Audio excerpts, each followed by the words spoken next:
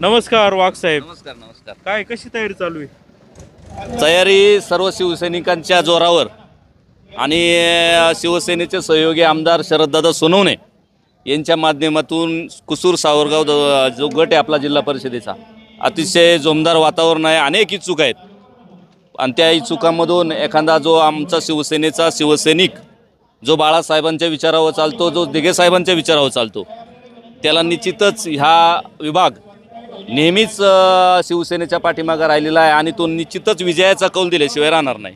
तुम्ही कोणत्या याच्यासाठी इच्छुक आहात? मी कोणत्याही इच्छुक नाही. जेडपी पंचायत समिती? नाही, मी जेडपी साठी इच्छुक नाही, पंचायत समितीसाठी सुद्धा इच्छुक नाही. परंतु पक्षाकडे ज्या काही गोष्टी येतील आणि जे जबाबदारी जी पक्ष देईल त्या जबाबदारीसाठी मी नेहमी तयार आहे. साहेब, अजून जिल्हा परिषद निवडणूक अजून पुढ्यात आहे, परंतु आताच डायरेक्ट चिन्ह वगैरे लावलेलं आहे. मग काय ठरलंय का आता? नाही, तिकीट आता दिलंय? प्रत्येक आमच्याकडं शिवसेनेकडं ज्या वेळेला सगळं पदाधिकाऱ्यांची मिटिंग झाली आणि जे जे इच्छुक आहेत त्या इच्छुकांना सांगितलं का तुम्ही तयारीला लागा. पण तयारीला लागत असताना आपलं शिवसेनेचं एक वाक्य आहे, दगड दिला तरी त्याला शेंदूरपासून धनुष्यबाणाच्या चिन्हावरती आम्हाला निवडून आणायचं आहे. परंतु सगळ्या उमेदवारांना सांगितले जे जे इच्छुक असतील का त्यांनी तुम्ही प्रचार करीत असताना शिवसेनेच्या माध्यमातून लोकांकडे जात असताना आपलं धनुष्यबाण हे चिन्ह आहे हे लोकांपर्यंत गेलं पाहिजे, म्हणून धनुष्यबाणाचं चिन्ह आपण आपल्या बॅनरवरती टाका. काय संतोष चव्हाणांना तिकीट दिल्यास काय होईल? संतोष चव्हाण अगदी एक धडाडीचा कार्यकर्ता आहे. आपण बाजार समिती असन, कुलस्वामी असन किंवा जनसामान्यामध्ये काम करत असताना अतिशय चांगल्या पद्धतीने संतोषदादांनी काम केलेलं आहे आणि नातं गोतं मोठं आहे. अनेक प्रकारच्या मदती आहेत. गाडा बैल संघटनेमध्ये मोठं नाव आहे आणि संतोषदादाला जर पक्षाने उमेदवारी दिली तर निश्चितच हा कुसूर सावरगाव दालेवाडी कुसूर सावरगाव जो जिल्हा परिषद गट आहे तो निश्चितच धनुष्यबाणाच्या चिन्हावरती विजय होईल. मला सांगा, तुम्ही अनेक नेत्यांसोबत कामं केलेली आहेत, अनुभव चांगले वाईट तुम्हाला आहेत. समजा आशाताई बुचके ते देखील या गटामधून निवडून लढतात किंवा गुलाब पारखे सुद्धा निवडून लढत आहेत. नाही, मग आता हे नौखे उमेदवारांचा टिकल का यांच्या दोघांची? नाही, मी तुम्हाला निश्चितच सांगतो, आशाताई ज्येष्ठ कार्यकर्ते आहेत, गुलाबशेठ सुद्धा ज्येष्ठ कार्यकर्ते आहेत.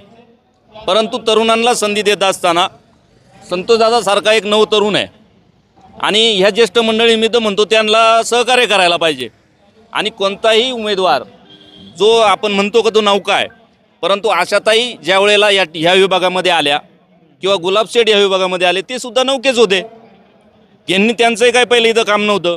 परंतु ज्या वेळेला एखाद्या उमेदवाराला संधी मिळेल आणि तो आपल्या कामाचा जर समजा का ठसा उमटवेल तर त्या उमेदवाराला आपण संधी दिली, काम करण्याची संधी दिली पाहिजे.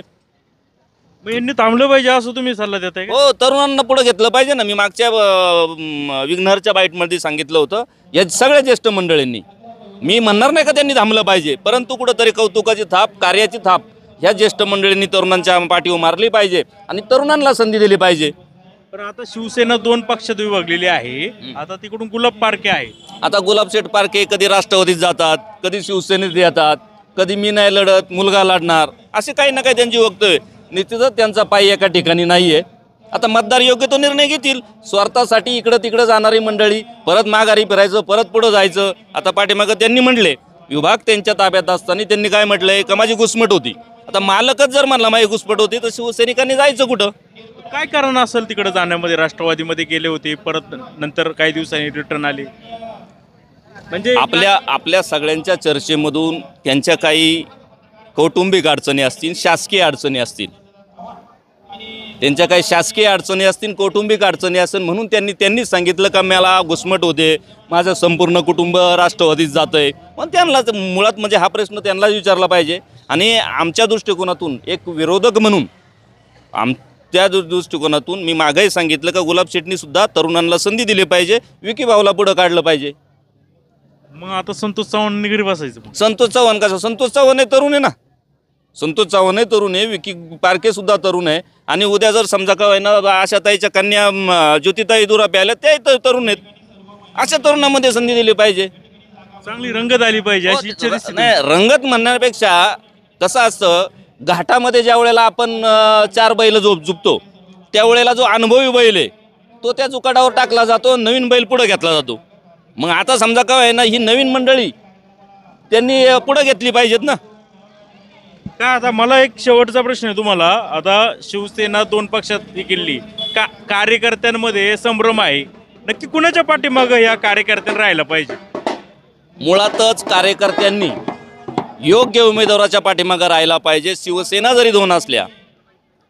जरी दोन असल्या तर आपण राज्यात पाहतो, केंद्रात पाहतो, ही निवडणूक ही कार्यकर्त्यांची निवडणूक आहे. ज्या वेळेला आमदारकी येते, खासदारकी येते, ही सर्व मंडळीवरची आपापसात काही गोष्टी जुळून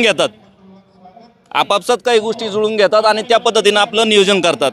तर कार्यकर्त्यांनी देखील आपल्याला न्याय देणारा उमेदवार, मग तो धनुष्यबाणाच्या चिन्हावर असू द्या, मशालीच्या चिन्हावर असू द्या, तिच्यापैकी एखादा चांगला उमेदवार तुम्ही हे करून, मी म्हणणार नाही आमकाच, परंतु तुम्हाला जो शिवसैनिकांना योग्य उमेदवार वाटतो. मला गुलाब पारखे योग्य उमेदवार वाटतात का? नाही ना वाटत. त्यांची घुसमट होती ना. ते आता राष्ट्रवादी का पाय ठेवलाय त्यांनी. कालपर्यंत मला वाटत होतं, पण आता काय होतंय, ते जर राष्ट्रवादी का एक पाय आहे, मशाली का एक पाय आहे, तर मी कुठं पायाच्या मधून जायचं का? मग आता उद्या ते निवडून येऊन राष्ट्रवादी प्रवेश करण्याची दाट शक्यता असं तुमचं म्हणणे? हो, उद्या जर ते निवडून आले आणि ते जर राष्ट्रवादीत गेले तर मग काय करणार? आम्ही शिवसैनिक जे आहेत, आम्हाला काय म्हणणं, जो ठामपणे आमच्या धनुष्यबाणावरती उभा राहील, ठामपणे शिवसेनेच्या बेसवरती उभा राहील, त्याच उमेदवाराच्या पाठीमागे उभं राहिलं पाहिजे. आता तुम्ही सांगितलं का बा या धनुष्यबाण चिन्ह कसं आहे, आम्ही उमेदवारांना सांगताना तेच सांगितलंय. उद्या तिकीट नाकारलं तरी तुम्हाला ह्या धनुष्य घेऊन चालायचं आहे. उमेदवार कोणी असू द्या, संतोष दादा असू द्या, नाही तर आणखीन धनुष्यबाणाचं. संतोष चव्हाण धनुष्यबाण तिकीट नाही दिलं, मग त्यांनी थांबायला पाहिजे. हो, थांबणार ना ते. एवढा विश्वास तुम्हाला? हो, थांबणार, 100% थांबणार. तो माणूस सांगितलेल्या शब्दाचा आहे, आणि आम्हाला पक्ष संघटनेतून सक्त सूचना आहेत. उमेदवार कोणी असू द्या, धनुष्यबाण हा तुमचा उमेदवार आहे आणि धनुष्यबाणाच्याच उमेदवारीवरती प्रत्येकाने लढायचे. आणि आता तुम्ही सांगितलं तुम्ही पहिल्याच याच्यामध्ये का तुम्ही इच्छुक आहे का, परंतु ज्या वेळेला ह्या सगळं वातावरण आपण पाहतो त्यावेळेला आपण एकमेकाला चाल दिली पाहिजे.